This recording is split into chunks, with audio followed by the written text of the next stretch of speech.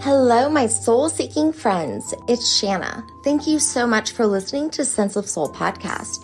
Enlightening conversations with like-minded souls from around the world, sharing their journey of finding their light within, turning pain into purpose, and awakening to their true sense of soul.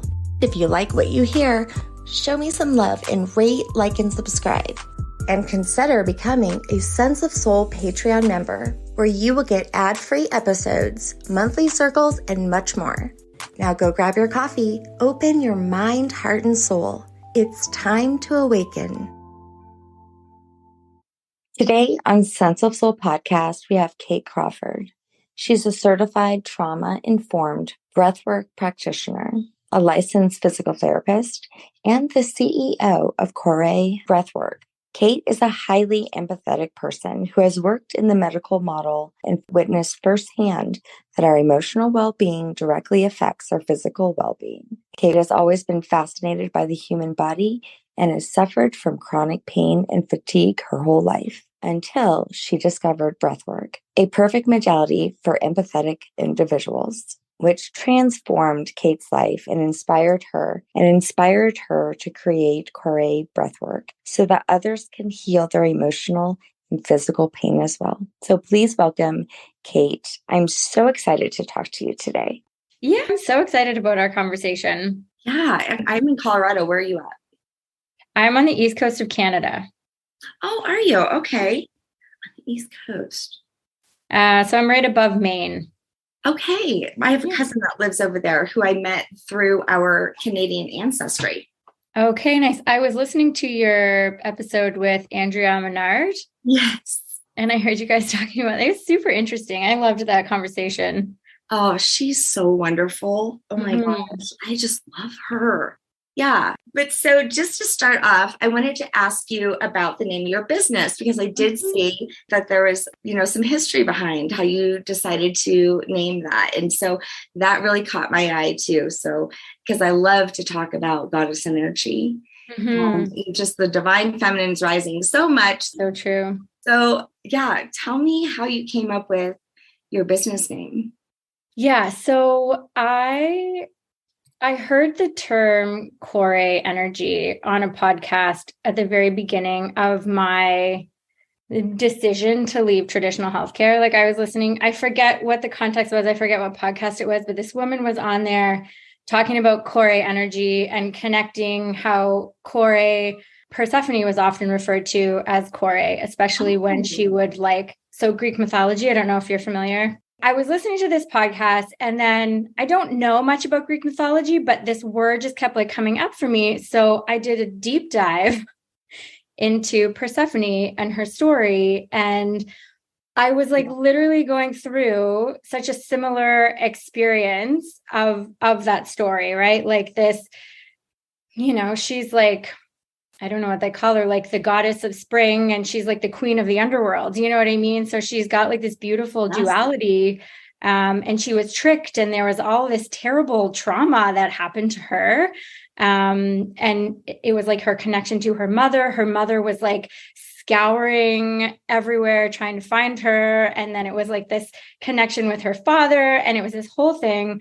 And I was just oh my gosh, this is totally the energy that I'm embodying right now. A lot of my healing journey has been kind of diving deep into my familial and ancestral trauma that I hold in my body.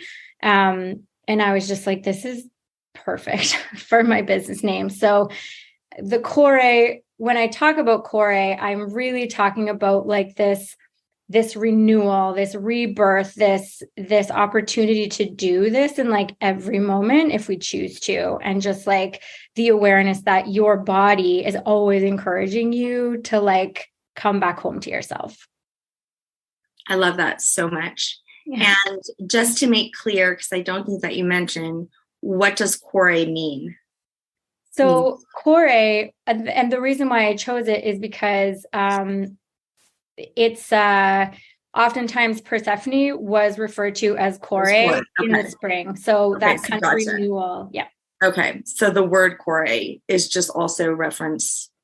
It means heart. It means core or heart. Oh, core. Yep. The direct translation is heart. but Korē, they just, that's what they called her. That was like Korē. So it's just, that's nice. And I like it better. I love it. And I love that it's K, just like Kate. Yeah.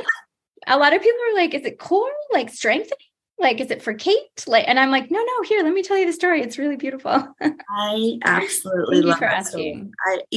I love stuff like that. Because for one, you're right. There's always like this dark mother aspect of many of the goddesses. So this has been a huge part of my journey. It's actually one of the last chapters of the book that I'm doing. And what I had discovered was so crazy, actually. I'll probably take this out because I'm sick of talking about it, really. But I put together that dark mother. Every time I was reading this book, Kali Ma is considered a dark mother. Okay. Sophia is considered dark mother. Lilith, Persephone. I could go on and on. Mary Magdalene's even considered a dark mother. There's all of these women. My dog's barking. Women goddesses. Yeah, women goddesses that, are connected to this darkness, which is crazy to me. And so one day I'm reading this book called Kali Ki Reiki by Rajeshri Ma. And every time I was seeing dark matter or dark mother in her book, I was seeing dark matter. Well, it's interesting because so many words go back to Greek. Right? And seriously, it's all Greek to me, like literally, as you said too, I knew nothing. But you know what? Matter actually comes from mother. Okay. So here I was, like, I'm like, this is weird. So I've been studying scalar energy, which is sometimes compared to dark matter, like the life force energy around every cell that gives us our physicalness, our body. I'm like, it's a huge part of creation. And so I'm thinking that's so interesting.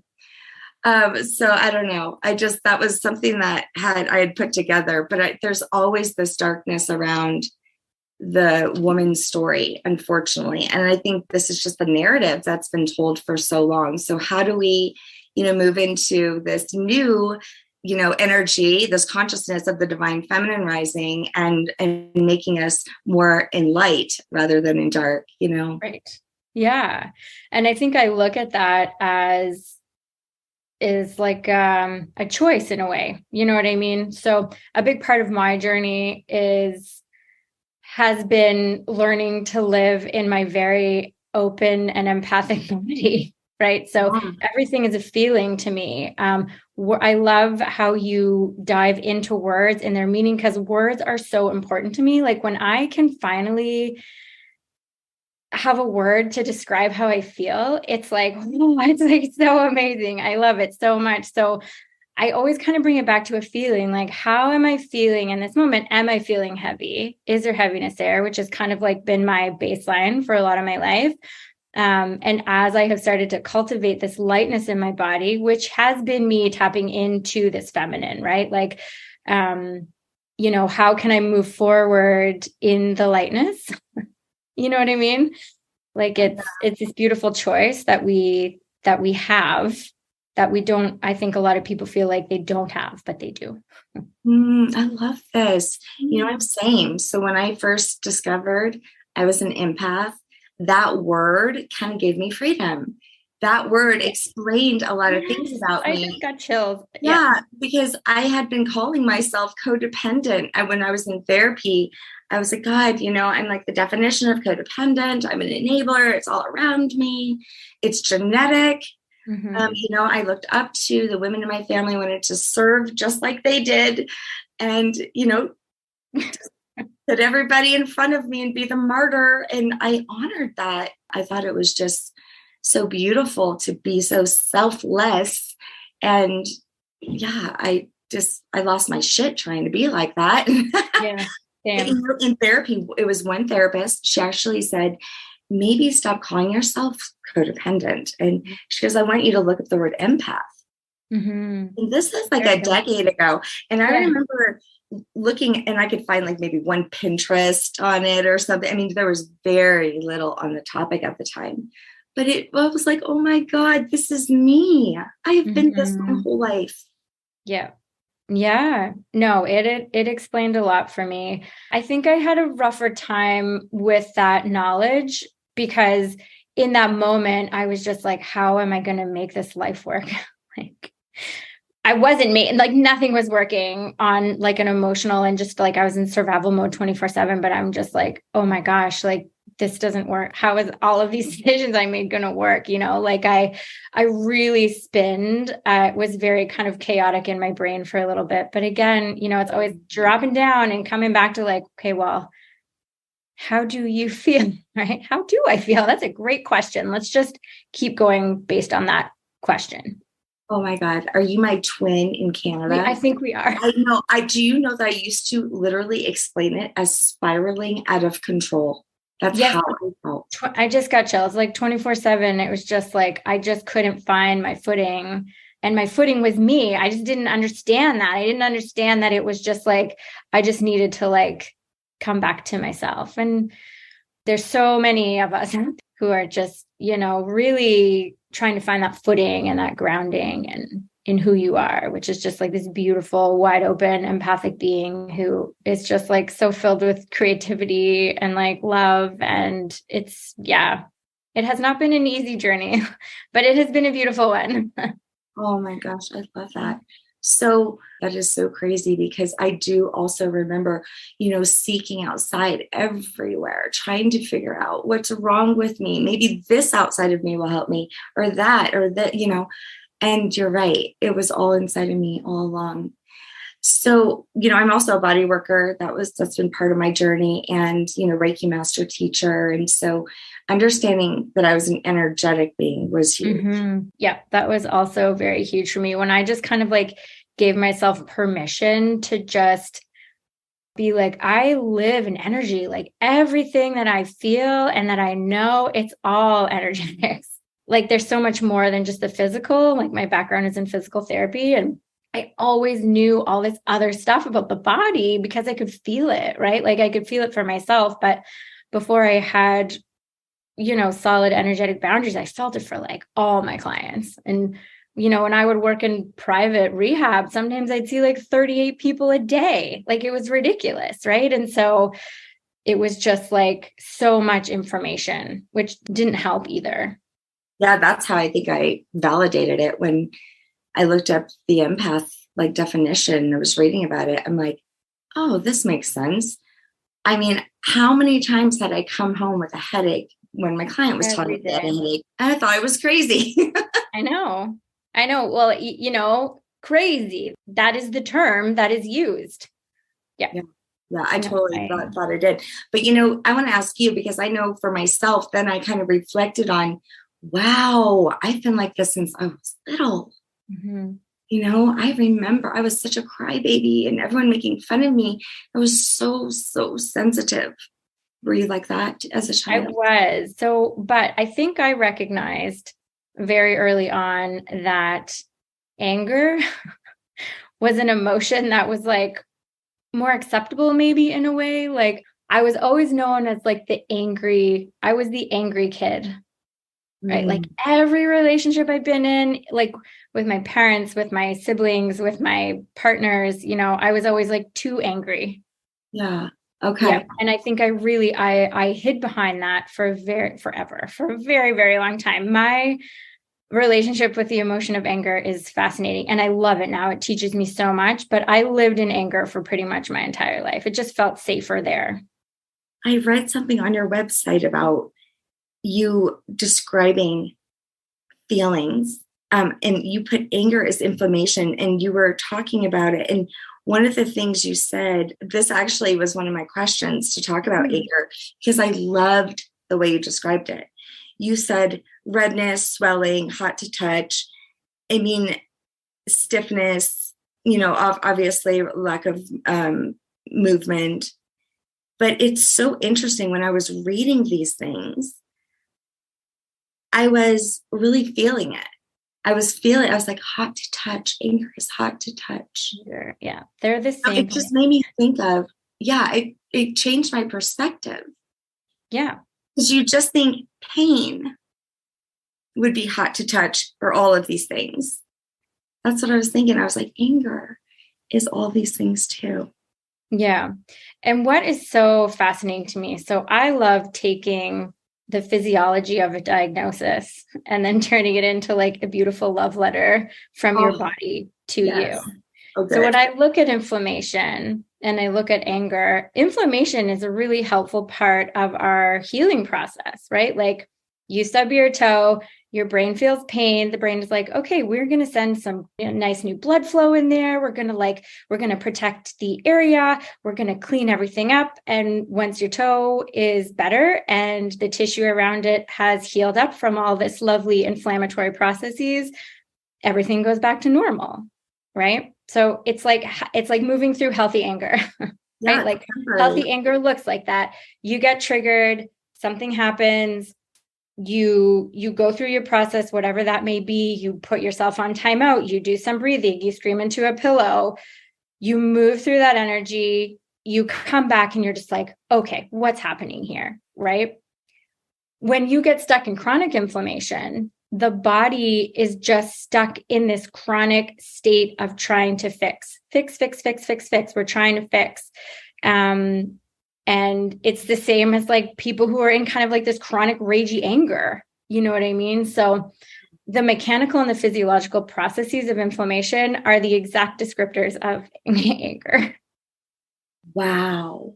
So we look at anger. So that's a great place to start. Like if you are, great place. People don't want to feel their feelings. I get it. This is, you know what I mean? Like I know the benefit to it. I also know how patronizing this can probably sound to someone who's stuck in chronic inflammation, but oftentimes chronicity in the body does not all belong to you.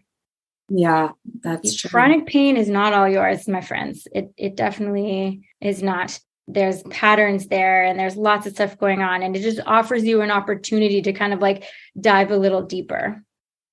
So, and I love that. I saw that also that so I have ADHD as well. And so part of my original treatment was doing cognitive therapy. Yeah. Which was so just mind-blowing. It's probably one of the reasons I was able to truly connect with awareness. Just because I was tracking it throughout my day and becoming aware of my emotions, if they were mine or if they were someone else's. And 90% of the time, they were not mine. No. When I first started actively clearing and just coming back home to like what my own energy felt like, what my own sense of being felt like, I was just like, 90% of this is not mine. And there was such a sadness there. Like a sadness in like this really like loving, forgiving way. I was just like, oh my gosh, you poor, like just, I had so much more self-love and compassion for like the version of me who was just like in survival mode 24/7, who didn't understand what was happening. You know, like it was, that for me was the greatest gift I could have ever given myself. And I just really started tuning into this part of my being about 2 years ago. 2-3 years ago, like really being like, okay, I have full agency and control over how I feel all the time. Like, this is what I want. This is what I need. And you said it's a choice. Yeah. Changed my life. Yeah. Me too. Yeah. I'm in the same exact relationships that I had before, but yet they're completely different. Yeah. Yeah. It's crazy. When I look back and I think of the amount of shit that I used to put up with and do to what it is now. But when you change, everything around you changes. I say that all the time. And it's so true. Just saying it, I'm just like, it's so true. Like I feel it everywhere. I can breathe easier. It's just a really amazing awareness to have and to believe it. You can like think and say things, but like, I know it to be true. I feel it in my body. It's the only way forward for me. I remember I also around that time was in Al-Anon, and I was reading lots of books on boundaries, actually the book Boundaries, and doing the work on it. And I could tell you everything about boundaries, but I was not actually living with those concepts. I was not demonstrating it. I didn't have boundaries, but I could tell you all about them. Yeah. Yeah. I finally started to make that space, right? And let go of everybody else's things and I had the space to be able to work on boundaries and understand and use the concepts. But I just had so many people's stuff that I was carrying around. There was no space really for me. It was quite freeing when I finally did. But, I remember at the time I had 3 kids in 3 different schools, 1 newborn. My dad he died around that time. My best friend had died right before. Oh my goodness. I had every reason to be extremely stressed, right? Mm-hmm. And spiraling out of control because I was the one that kept everybody up, right? Yeah. And I had no real support system. I just was everybody's. Actually, my only support system, one of them, well, they both had died. And then the other one had just moved to Washington. I was literally about to lose I did. No, I wasn't literally. I did. I lost my shit. Yeah. And it was probably the best thing that ever happened to me. I remember even saying one time, I felt stripped of everything in my life that I knew. But that was like the best thing that ever happened to me. I know. Yeah. It's like you can just kind of start from this really vulnerable, like fresh place. Fresh maybe isn't the right word, but you're just kind of like, you've got no choice but to move in the direction that like is more aligned. Mandy used to always say, when you hit rock bottom, there's only one way up from there. It's true. Yeah. Or, it's time to do different. I always like that one too. It's hard. You do something different. Yeah. And most of that work was inward. Almost all of it was really. Yeah. Yes, I started in a similar place with therapy. I went through a really hard divorce when my kids were very young. And I had started this healing journey prior to that. That was 4 years ago now. But I had no choice but to listen to. I just remember I finally picking myself up off the floor about like week 6 or 8. And I could just, my intuition was just so clear. And so like, all I could do was listen to it. There's nothing else I could do. I hadn't eaten, I hadn't slept. I didn't know what to do. I couldn't go to work. I was just like laying on the floor. And my therapist was like, I think it's time to just like, you're just going to like get up off the floor now. And you're just going to start to listen and like move forward. And that was a bit of my voice and her voice, but oh my gosh, that intuition was like crystal clear. It was like, eat this, do this, try this, you know what I mean? And I was just like, okay, right. That's what we're going to do right now. Yeah. So one of the big things for me when it came to becoming aware of that voice was I was doing the cognitive therapy because I was trying to get off all the meds because I was on so many meds. It just was just numbing me. And so I was no good in that numb position. I mean, sure, I wasn't stressed. I didn't have any pain per se, but I just couldn't feel anything. And so I wanted to feel something. Here I was, this emotional person that couldn't even cry anymore. I mean, that's not who I am. So she says, go to a mindfulness class. And so I go, and the whole time, all I did was talk shit to myself. And in that moment, I heard myself for the first time. I became that witness. Yep. Yeah. Which is, that's huge. I still come back to that. There's often times where I'm just like, okay, you're doing it again. Yeah, another thing is I remember her telling me, Shanna, breathe. And I was like, yeah, that's not breathing. And I was like, oh, well, and she's like, yeah, maybe a little more, but better. Yeah. And sitting with my breath for the first time, that's where the choice can come in, right? Yeah. In the space. That's why I love breath work. Like it is just, that modality is non-negotiable for me. If you really want to learn to listen, like really listen, like if you are really serious about just getting to know yourself on like a soul, beautiful level, the breath is just the best modality. It's so wonderful. Yeah. And so thankfully with my little one, I was, really learning how to breathe and take care of myself and all the modalities I was learning. So she learned that. And sometimes, even when she was like 2, 3, 4 years old, little, I would hear her take these really deep breaths throughout her day. And I was like, damn, she breathes better than most adults. I mean, it was amazing. Do you want to know something crazy? So children breathe beautifully. They have no mechanical breathing issues. Guess when tightness in the diaphragm starts? Probably about 7. When they start school.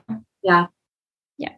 When that theta brainwave goes out the door and they start to move into their ego. Yeah. Hey listeners, did you know that Sense of Soul has a network of Lightworkers affiliates program? Now you get to work with one of our inspiring guests, and I'd like to introduce you to one of our affiliates. Hey listeners, this is Jennifer from The Soul Experience and host of the podcast, The Soul Traveler. I'm here to tell you about the most profound method of inner work that somebody can do while on a spiritual path. It's called quantum healing hypnosis. In a single session, you will revisit your past lives. Your subconscious will come forward to scan your body, looking for blocked emotions and health concerns. And then your higher self will answer the most important life questions you have. Your session is audio recorded, so you can play back all of the advice from your higher self. And you know you can trust the advice because it's coming from that part of you that is connected to Source. So if you're ready to take the next step on your spiritual journey, then visit me online at thesoulexperiences.com and be sure to mention that Shanna from Sense of Soul referred you. You can also go to mysenseofsoul.com and in the menu, look for the network of Lightworkers. Now back to our amazing guest. I literally had a hard time breathing. Yeah, So, a lot of people do. Most people do. I think it was part of the reason why I had anxiety so bad. Mm-hmm. You know, that I used to have anxiety my whole life. I don't have it anymore, but I think, breathing is one of the reasons why I don't. I have this, and actually, have you ever seen one of these? It looks like a dog whistle. Does it just add a bit of pressure to the breath? Okay. Breathe back into it. Yeah. So you breathe all the way, as much as you can, like suck it all the way in, and then you breathe all the way back out to it till you have no more. And it's a necklace. It's and beautiful. I mean, dude, you do this like 4 times, you're good. Yeah. Okay. Amazing. I have never seen that before. So they used to, this was an expensive one, but now they have them on Amazon and all over for a lot cheaper. Yeah. It's really lovely. It's so good. And so there's a lot of teenagers. I don't have any teenagers in the house now. I have 3 adults and then my little one. But for a while there, I had a lot of teenagers around me because my 2 older kids are only 21 months apart. And I was recommending this right and left to these kids because they were like, my anxiety is so bad. I can't, they have so much pressure and so much stuff on them, Yeah. So I do believe this. And I wanted to ask you earlier, I believe everyone is empathetic. I remember when I first learned the word empath, I thought it was like maybe unique just to certain people, but I just think that just certain people have an awareness of it. And I think there's a huge difference. I think you and I are perfect examples of what it's like to be a healthy empath. Yes. And what it's like to, be an unaware empath.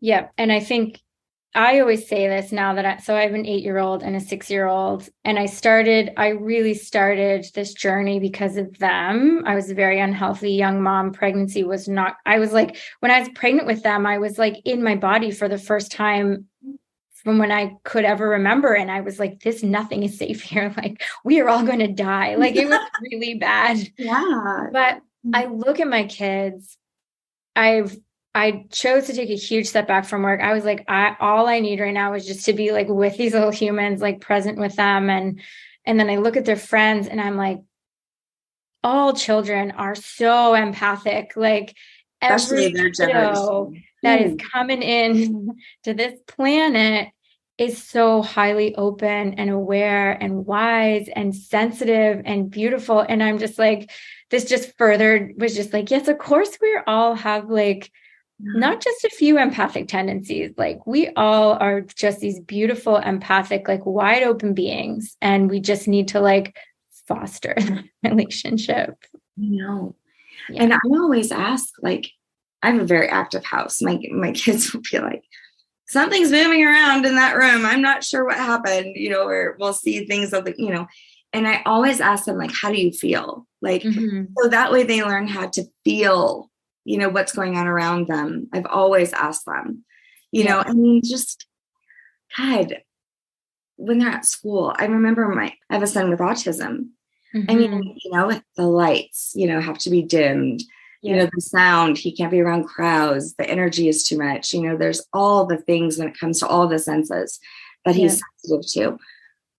When I think about that, though, in the same, like, what is closer to soul than your raw, empathetic energy that you can sense and feel around you? They're like angels on earth. They're the closest thing to like this raw, energetic being. It's amazing. I love, and again, my kids are quite young and they are active and we're active in the community and like, we like to people, but then we also live in the middle of nowhere and we have our quiet time. But I love hanging out with children. Like, I love the energy of kids.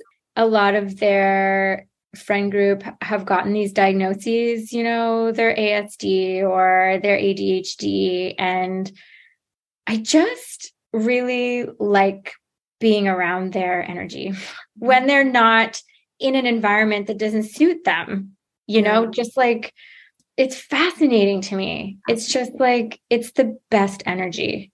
Yeah. It really is.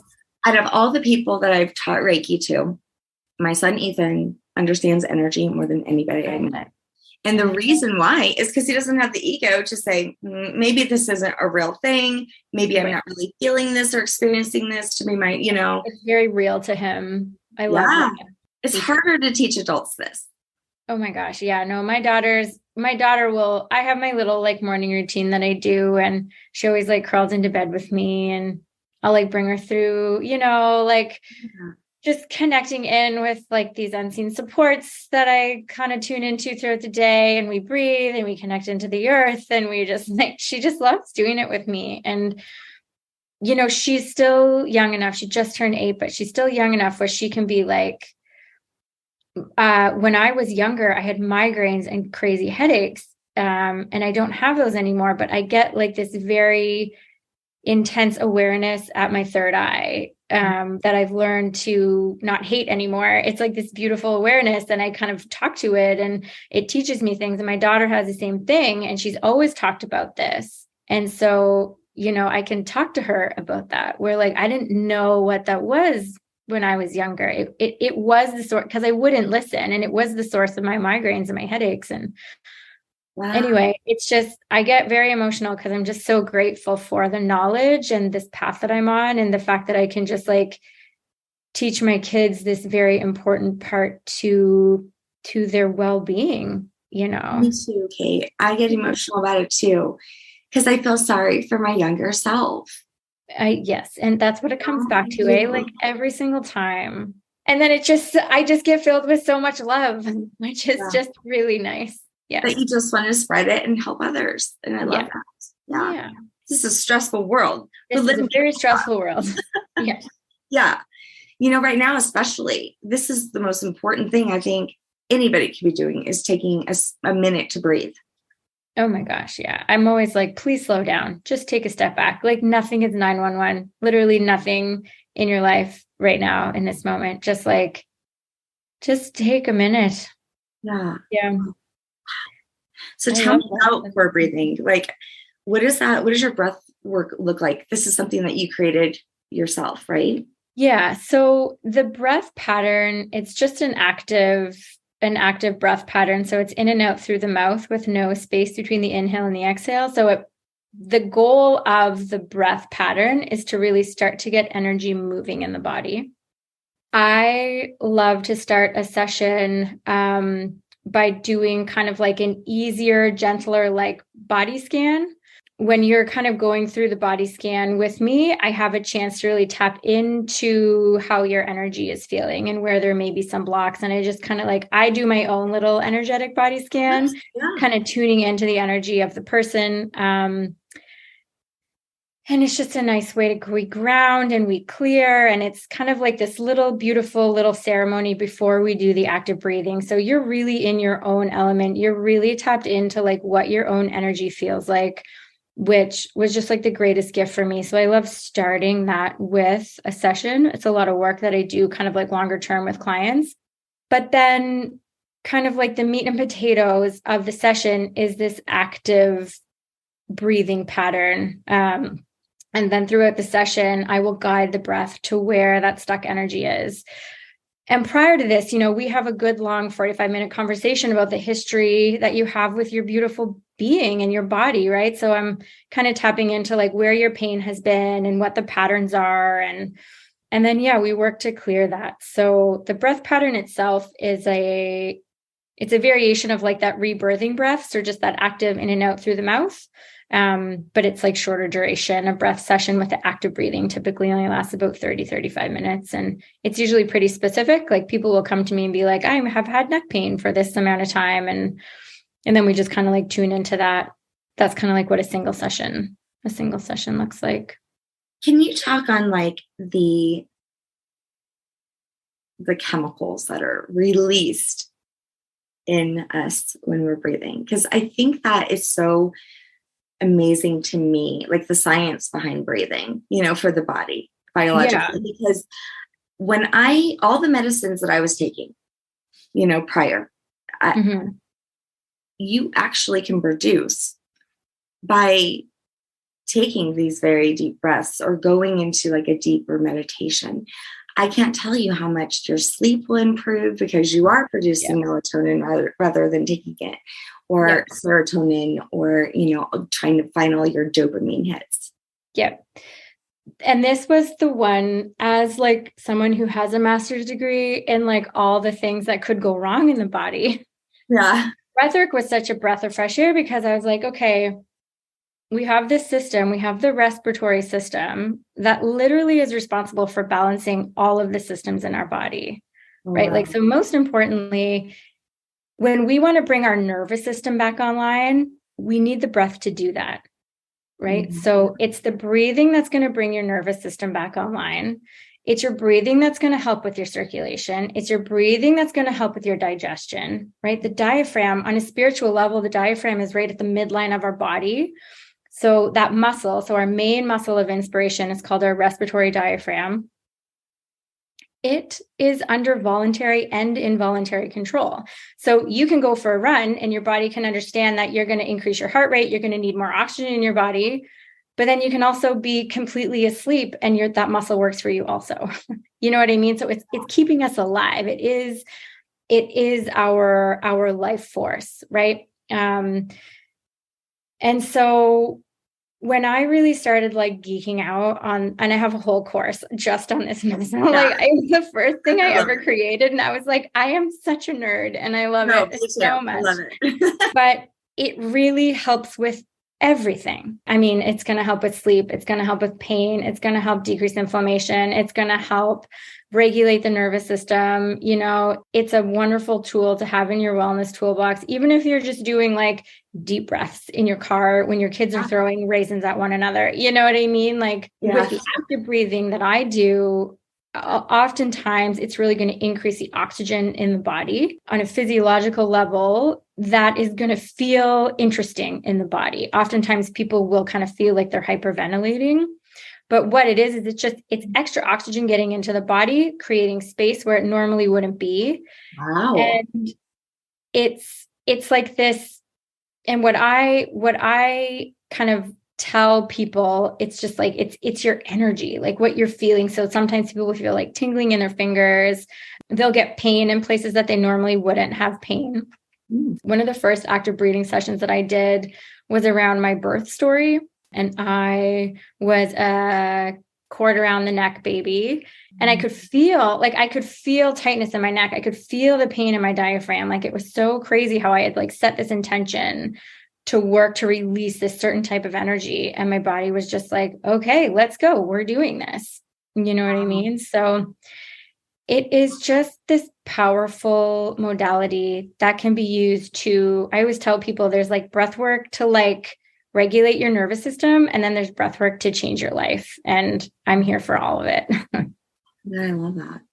I had mentioned I had laryngitis, which I might cough.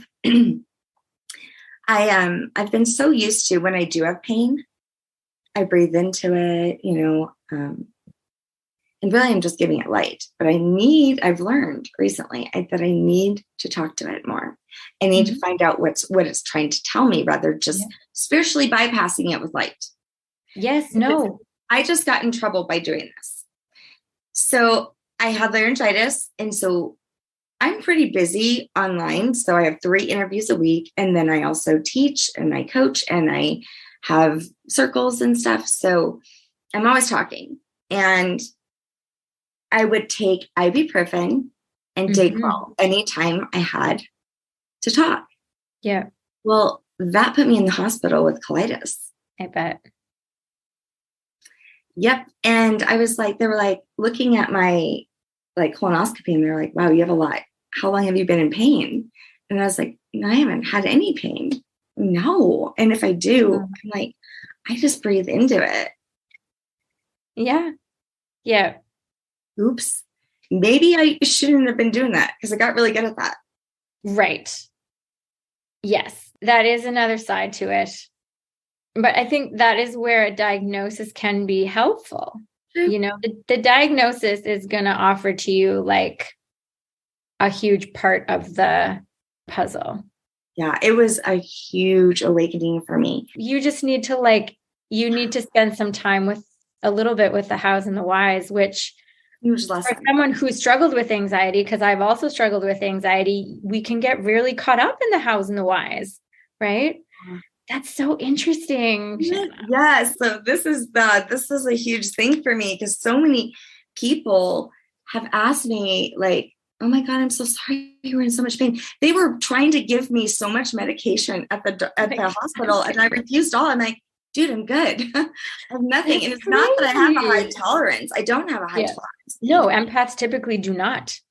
It's so weird, right? And so I do know that I've gotten pretty good at some of those tools, but some of those tools you can't skip over, like you said. You got to. I think you've got a pretty clear message about kind of what to do the next time. So that's good. No, it really, really brought me back to my body in so many different ways. And so it actually was a blessing. Thank you for sharing that. That's really fun. I'm just like, I find those stories like so fascinating because it's all connected emotionally, right? And energetically. And I know, even my eyes. I have to say that I didn't even know I felt like shit before.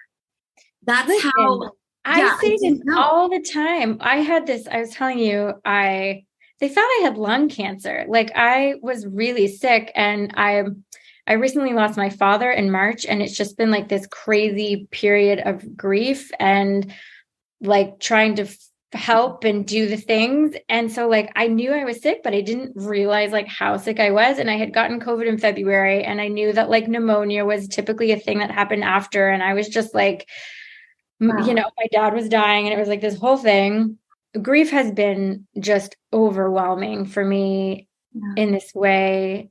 But I finally went to the doctor. I was on antibiotics. It didn't get better. They finally sent me for a CT scan to rule out lung cancer. Wow. And it's this really random bacteria that I had in my lungs that like 90-year-old people on their deathbed get. Like it's a normal bacteria that most healthy like immune systems will kind of work through, but where I've been depleted on like every level since my dad got sick in November, I was just like, this makes sense. My body fails in spectacular fashion when I just like on every level, I'm just when your vibration's low, I mean, your vibe's low, then you're But I finally went on another round of antibiotics and I was like, holy moly, I feel good again. Like I forgot how quickly you just get used to feeling like shit. Like I forgot that it's easy to just feel bad all the time, right? Like I can breathe again. I went for a run. I was like, I love life. Like,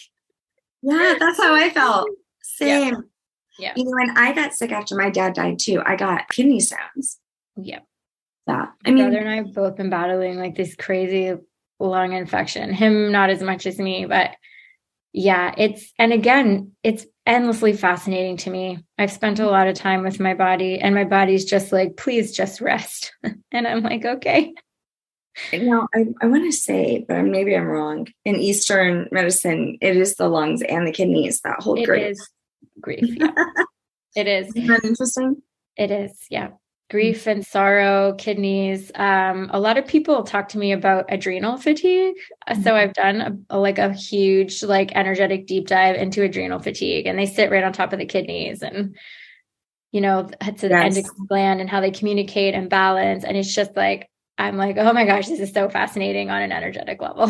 It is. So I just had on Ash Gupta. He has the Gupta program. Okay. And he does studies and stuff on that kind of stuff. He just did a study on fibromyalgia, which I had.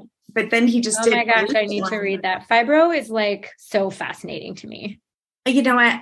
I had fibro when I told you all those things back then when I was stressed, losing everyone. I don't have any symptoms of fibro anymore, ever. Look, fibro is all energetics and emotions. Yeah, I believe so. Yeah, absolutely. So he originally went into it because of chronic fatigue syndrome. Yeah. Which I think is along the same. I think probably many autoimmune diseases. I do. But then he was talking about there's a COVID long haul study he just did, and it'll be out by the time I release this episode. But it's also fascinating. So this stuff actually really does, you and I are proof of it. We don't have to have a study. This is our testimony, and our purpose of why we're even sharing in the first place. Yeah. No, it is everything to me. Yeah, me too. I'm just like, everybody needs to know. That's how I felt. And I was like, I felt like I was so spiraled in the darkness of chaos that I was like, if I can get out, anybody can. Yep.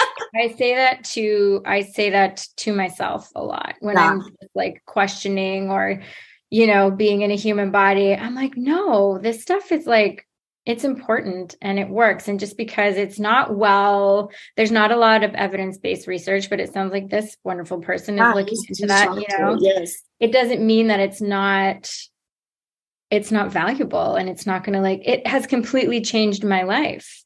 Right. Like when you're not in pain all day long, like just us having this conversation is helping me heal something. You know what I mean? Like I'm just going to feel completely different after this in a way that I'm never going to be able to feel how I was feeling before. Right. It's just, and it's just keeping kind of like moving forward. And every time I do a session, every time I work with a client, I'm like, oh my gosh, like this is healing me just as much as it's healing them. And that's how it goes, I feel like people who are talking about it and being vulnerable about, how, this wasn't something we just were gifted with all this knowledge and we went through it, There's a lot of pain and suffering behind that and still going through it. Every day.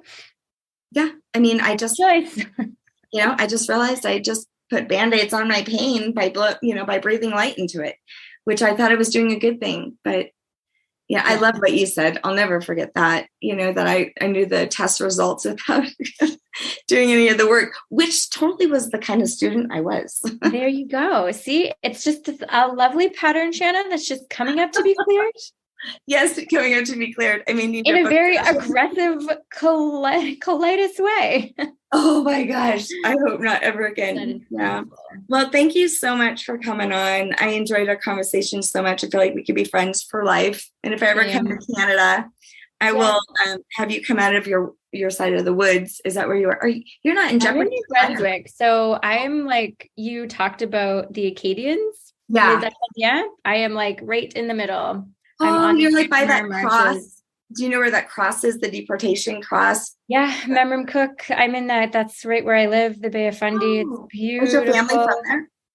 Are you from there? No. My mom she is a Lorison from England. My dad is a Crawford from Scotland, but Nova Scotia.